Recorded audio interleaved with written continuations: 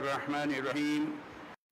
رب اجعلني مقيم الصلاة ومن ذريتي ربنا وتقبل دعاء ربنا اغفر لي ولوالدي وللمؤمنين يوم يقوم الحساب۔ یہ وہ دعا ہے جو ابھی نماز میں بھی پڑھی گئی اور عام حالات میں بھی ایک مسلمان تو چھوڑیے، اگر کافر بھی دعا کرتا ہے، مانگتا ہے کچھ، تو وہ اسے عطا کیا جاتا ہے۔ اور مسلمان مانگے، اور اس وقت یہ تو دعاؤں کی قبولیت کا موسم ہے، تو اس موسم میں جو شخص بھی جو مانگے گا انشاءاللہ اسے ملے گا۔ کون سا مسلمان ایسا ہے جس کی یہ تمنا نہ ہو؟ ہر شخص یہ چاہتا ہے کہ میں نماز کا پابند بن جاؤں، ہر شخص یہ چاہتا ہے کہ میری اولاد بھی نماز پابندی سے ادا کرے، ہر شخص اس بات کا خواہش مند ہے کہ میری مغفرت ہو جائے، اور ساتھ ہی ساتھ اس کی خواہش یہ بھی ہوتی ہے کہ میرے والدین کی بھی مغفرت ہو جائے۔ اور امت مسلمہ کے لیے جو شخص دعائے مغفرت کرے گا اس کا خصوصی اجر و ثواب ہے، تو ہر شخص یہ چاہتا ہے کہ یہ اجر و ثواب مجھے بھی مل جائے۔ اور آگے چلیے، پریشانیاں انسان پر آتی رہتی ہیں، ہر شخص پر مختلف طرح کی پریشانیاں آتی ہیں، مختلف انداز کی۔ جن پریشانیوں میں کوئی شخص بھی گرفتار ہے، وہ یہ چاہتا ہے کہ ان پریشانیوں سے مجھے نجات مل جائے۔ تو ان تمام جن باتوں کا میں نے تذکرہ کیا ہے، ان تمام باتوں کا حل ایک جامع دعا ہے، وہ یہ دعا ہے جو میں نے ابھی آپ کو پڑھ کے سنائی۔ رب اجعلنی مقیم الصلاۃ ومن ذریتی ربنا وتقبل دعاء ربنا اغفر لی ولوالدی وللمؤمنین یوم یقوم الحساب۔ بندہ کہہ رہا ہے کہ اے اللہ، آپ مجھے پابند نمازی بنا دیجئے، اور صرف مجھے نہیں، میری اولادوں کو بھی، میری ذریت میں آئندہ نسلوں کو بھی نماز کا پابند بنا دیجئے۔ اور میں آپ سے درخواست کر رہا ہوں کہ میری دعا کو قبول فرما دیجئے، اور یا اللہ میری بھی مغفرت فرما دیجئے، میرے والدین کی بھی مغفرت فرما دیجئے، اور تمام مسلمانوں کی مغفرت فرما دیجئے۔ یہ دعا بندہ مانگتا ہے، اور بسا اوقات بہت سارے لوگ نماز میں بھی یہ دعا پڑھتے ہیں درود شریف کے بعد، بہت اچھی بات ہے، پڑھنا چاہیے۔ لیکن ہماری کمزوری یہ ہے کہ ہم نماز بھی تیز گام اور تیز رو کی سپیڈ سے پڑھتے ہیں، اور دعا بھی جب مانگتے ہیں تو ہمارا رویہ ایسا ہی ہوتا ہے جیسے کہ ہم دعا مانگ نہیں رہے بلکہ کوئی احکامات یا تو صادر کر رہے ہیں، اور یا یہ ہے کہ بس ایک روا روی میں، ایک تیزی میں، بس وقت آیا دعا کا تو دعا کے الفاظ پڑھ لیے۔ ذرا غور کیجئے کہ ہمارا عمل کیسا ہے۔ اور بزرگوں نے فرمایا، یہ جو اس دعا کے جو مختلف فوائد بیان کیے گئے، اس میں آخری فائدہ جس کا میں نے ذکر کیا وہ یہ کہ اس دعا کے پڑھنے سے دیگر فوائد کے علاوہ ایک فائدہ یہ بھی حاصل ہوتا ہے کہ پریشانیاں دور ہو جاتی ہیں۔ عجیب بات ہے، پریشانی کیسے دور ہوگی؟ فرمایا کہ اگر تمہارے والدین حیات ہیں، زندہ ہیں تو بھی، اور اگر حیات نہیں ہیں تو بھی، دونوں صورتوں میں جب تم یہ دعا کرو گے اور تمہاری طرف سے دعاؤں کے تحفے انہیں ملیں گے تو جواباً ان کے دل سے دعا نکلے گی۔ کسی شخص کی دعا لینے کے دو طریقے ہیں۔ ایک طریقہ تو یہ ہے کہ اس سے درخواست کر دی کہ جناب آپ اپنی دعاؤں میں ہمیں یاد رکھیے گا، تو دعا کی درخواست کرنے کے بعد بھی وہ شخص، دوسرا شخص اس کے لیے دعا کر سکتا ہے، یقیناً چاہے وہ ماں باپ ہوں، کوئی بزرگ ہوں، ان سے دعا کی درخواست کرنی چاہیے۔ لیکن فرمایا کہ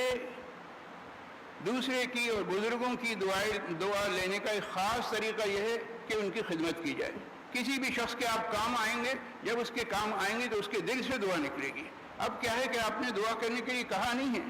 آپ نے صرف اس کی خدمت کی ہے، اس خدمت کے بدلے اس کے دل سے دعا نکل رہی ہے، اور سامنے والا ایک عام آدمی ہو، کوئی بزرگ ہو یا والدین ہوں، والدین کی جب خدمت کریں گے تو ان کے دل سے دعائیں نکلیں گی،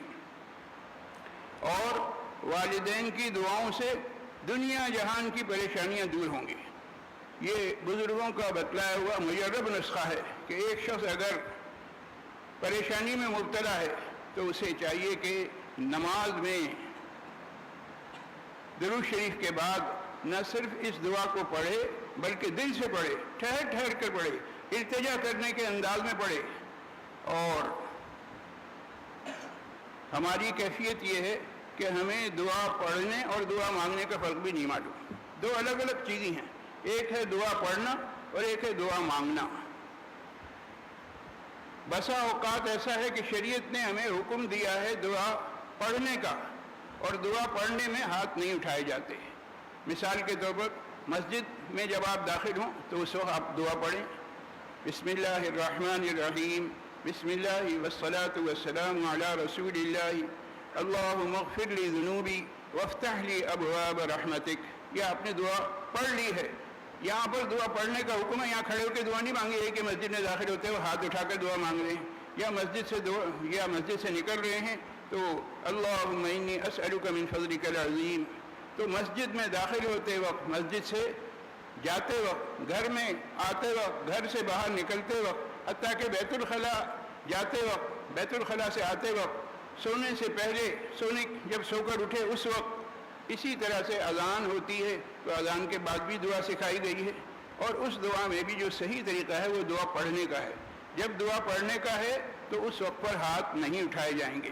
اسی طریقے سے کھانے کی ابتدا میں اور کھانا ختم ہونے پر اللہ کا شکر ادا کیا جائے گا۔ یہ تمام وہ اوقات ہیں جن میں دعا پڑھی جاتی ہے، اور جب دعا پڑھی جاتی ہے تو ہاتھ نہیں اٹھائے جاتے، اور جب دعا مانگی جاتی ہے تو ہاتھ اٹھائے جاتے ہیں، التجا کی جاتی ہے، ٹھہر ٹھہر کے پڑھا جاتا ہے۔ تو یہ دعا چاہے نماز کے اندر پڑھیں، ٹھہر ٹھہر کے اطمینان سکون سے سوچ کے کہ میں اس وقت کیا پڑھ رہا ہوں، میں اس وقت اپنی مغفرت کے لیے دعا مانگ رہا ہوں، میں اس وقت اپنے والدین کی مغفرت کے لیے دعا مانگ رہا ہوں، میں اس وقت تمام مسلمانوں کے لیے دعائے مغفرت کر رہا ہوں، میں اللہ تعالیٰ سے درخواست کر رہا ہوں کہ یا اللہ مجھے نماز کا پابند بنا دیجئے، میں یہ دعا مانگ رہا ہوں کہ یا اللہ مجھے میری اولاد کو نماز کا پابند بنا دے۔ تو ایک ایک جو لمحہ ہے اس پر ٹھہر ٹھہر کر اگر کہنا چاہیے سوچ سمجھ کے ہم دعا مانگیں گے تو انشاءاللہ العزیز اس کے اثرات مرتب ہوں گے۔ اور جب ذکر چل نکلا ہے دعا پڑھنے اور دعا مانگنے کا، تو ایک جملہ اور کہہ کے بات ختم کر رہا ہوں کہ قبرستان جب پہنچتے ہیں، چاہے کسی کی تدفین میں ہم نے شرکت کی ہو یا تدفین میں شرکت نہ کی ہو، ویسے ہی قبرستان جائیں، اور الحمدللہ قبرستان جانا بڑا ایک مبارک عمل ہے۔ اس سے آدمی کو یاد آتا ہے کہ مجھے بھی ایک دن یہاں آنا ہے، اور اپنی منزل کو یاد کرتا ہے اور منزل کو یاد کر کے اس کی تیاری کرتا ہے۔ تو قبرستان میں بھی صحیح طریقہ یہ ہے کہ جب جائیں تو ہاتھ اٹھا کر دعا نہ مانگیں۔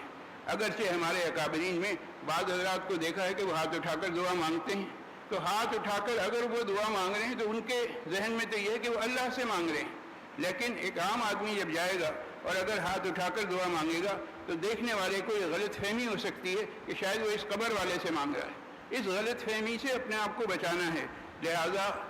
قبرستان جائیں اور بار بار جائیں، اور جب بھی جائیں تو ہاتھ نہ اٹھائیں، بغیر ہاتھ اٹھائے ہوئے دعا پڑھیں، اور جناب علی قبرستان کے پہنچنے کی جو دعا ہے اس دعا کو پڑھیں، اور جناب علی دیگر مختلف اوراد و وظائف اور ذکر و اذکار کے بعد اللہ تعالیٰ سے دعا مانگیں، یا اللہ میں نے جو کچھ بھی قرآن کریم پڑھا ہے، یہ جو کچھ بھی میں نے ذکر و اذکار کیے ہیں، اس کا ثواب اس مرحوم کو اور دیگر تمام مرحومین کی روح کو پہنچا دیں، تو مرحومین کی روح کو ثواب بھی پہنچ جائے گا، اور انشاءاللہ العزیز اس کی وجہ سے وہ اجر و ثواب آپ کو بھی ملے گا۔ یہ دعاؤں سے متعلق چند گزارشات تھیں جو میں نے آپ کی خدمت میں پیش کر دیں۔ اصل ضرورت اس بات کی ہے کہ ہم دعا کی حقیقت کو پہچانیں، دعا کی حقیقت کو پہچاننے اور اس کے مطابق عمل کرنے کی ضرورت ہے۔ ہم بسا اوقات دعا کی حقیقت کو پہچانتے نہیں ہیں، ہمیں معلوم نہیں ہوتا کہ یہاں کیا کرنا ہے۔ بسا اوقات دیکھنے میں آیا کہ اذان کے بعد لوگ ہاتھ اٹھا کر دعا مانگتے ہیں، کھانا کھانے کے بعد لوگ ہاتھ اٹھا کر دعا مانگتے ہیں۔ میں نے عرض کیا کہ یہ موقع ہاتھ اٹھا کر دعا مانگنے کے نہیں ہیں، یہ موقع دعا پڑھنے کے ہیں۔ تو دعا پڑھنے اور دعا مانگنے کے فرق کو ذہن میں رکھا جائے اور اس کے مطابق عمل کیا جائے تو انشاءاللہ العزیز ہمیں ہر طرح کی خیر و برکت حاصل ہوگی۔ اللہ تعالیٰ اس کے مطابق مجھے بھی عمل کی توفیق نصیب فرمائے اور آپ تمام حضرات کو بھی۔ وآخر دعوانا ان الحمد للہ رب العالمین۔